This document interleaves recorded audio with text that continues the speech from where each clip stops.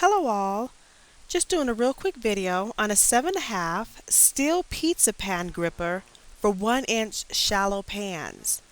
And the neat thing about this is you can definitely use this to be able to pick up pizzas, but for this particular video I just wanted to show how the versatility of it, where you can not just use it for just pizza pans, but it's really nice. I'm showing you how it opens and how it closes up.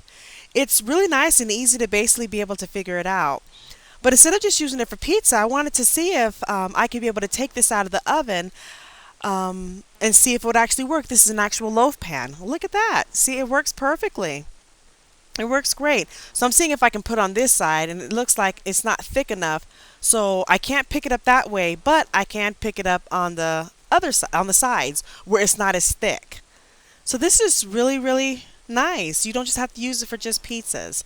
So I'll go ahead and pick it up again so you can be able to see it again in action. Try the other side.